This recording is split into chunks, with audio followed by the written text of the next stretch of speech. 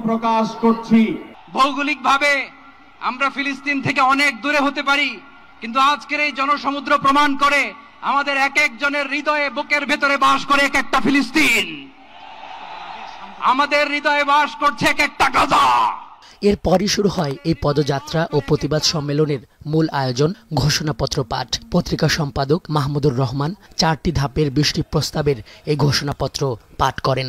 শুরুতেই আন্তর্জাতিক সম্প্রদায়ের প্রতি আহ্বান জানানো হয়, জায়নবাদীদের অব্যাহত এই গণহত্যার মতো অপরাধের বিচার করতে হবে আন্তর্জাতিক আদালতে। 1967 সালের পূর্ববর্তী ভূমি ফিরিয়ে দেবার বাধ্যবাধকতা নিশ্চিত করে পূর্ব জেরুজালেমকে স্বীকৃতি দিতে হবে ফিলিস্তিনের রাজধানী হিসেবে।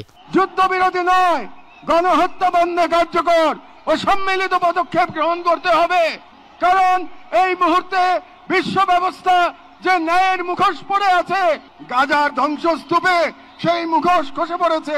দ্বিতীয় দাবি তুলে ধরা হয় মুসলিম উম্মার প্রতি ইসরায়েলের সঙ্গে অর্থনৈতিক, সামরিক ও কূটনৈতিক সকল সম্পর্ক ছিন্ন করে গাজার মজলুম জনতার পাশে চিকিৎসা, খাদ্য, আবাসন ও প্রতিরক্ষা সহযোগিতা নিয়ে না দাঁড়ালে ইতিহাসের কাঠগড়ায় দাঁড়াতে হবে মুসলিম নেতৃত্বকে।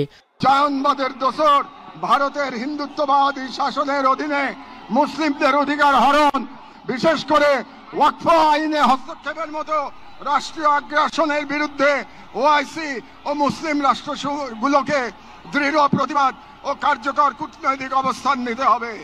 কারণ গাজার রক্ত প্রবাহে আমরা লজ্জিত হওয়ার আগেই গাজার পাশে দাঁড়ানোই উম্মার জন্য সম্মানের একমাত্র পথ। তৃতীয়ত প্রস্তাব তুলে ধরা হয় বাংলাদেশের প্রতি সকল সরকারি প্রতিষ্ঠান এবং আমদানি নীতিতে জায়নবাদী কোম্পানির পণ্য বর্জনের নির্দেশনা যোগ করারও দাবি করা হয়।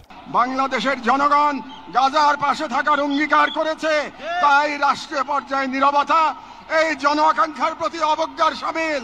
বাংলাদেশি পাসপোর্টে অ্যাকসেপ্ট ইসরায়েল শর্ত পুনর্বহাল করতে হবে এবং ইসরায়েলকে রাষ্ট্র হিসেবে স্বীকৃতি না দেওয়ার অবস্থান আরো সুস্পষ্টভাবে প্রকাশ করতে হবে। ভবিষ্যৎ প্রজন্ম যাতে নিজেদের আদর্শ ভূখণ্ড রক্ষায় জীবন ও সম্পদ দিতে সর্বোচ্চ ত্যাগের মানসিকতায় গড়ে ওঠে, তার জন্য নিজেদের প্রতি অঙ্গীকারনামা নামের শিরোনামে আরও 4টি প্রস্তাব তুলে ধরা হয়। বলা হয়, জাতিকে এজন্য ঐক্যবদ্ধ থাকতে হবে যাতে বাংলাদেশ কখনো হিন্দুত্ববাদী প্রকল্পের পরবর্তী গাজায় পরিণত না হয়। গাজা আমাদের জন্য এক আয়না, যেখানে আমরা দেখতে পাই কিভাবে বিশ্বাসী হওয়া মানে কেবল বেঁচে থাকা নয়, সংগ্রামে দৃঢ় থাকা। আমরা সকলে স্বতঃস্ফূর্তভাবে বয়কট করব প্রত্যেক সেই পণ্য, কোম্পানি ও শক্তিকে যারা ইসরায়েলের দখলদারিত্ব টিকিয়ে রাখে। গাজার সংগ্রাম মুখর সম্মানিত অধিবাসীদের জন্য দোয়া ও মোনাজাতের মাধ্যমে শেষ হয় মার্চ ফর গাজা। অনিরুদ্ধ এক জেহাদের তেজ হৃদয় নিয়ে স্লোগানে স্লোগানে সোহরাওয়ার্দী উদ্যান ত্যাগ করেন আগত বিক্ষুব্ধ মানুষেরা।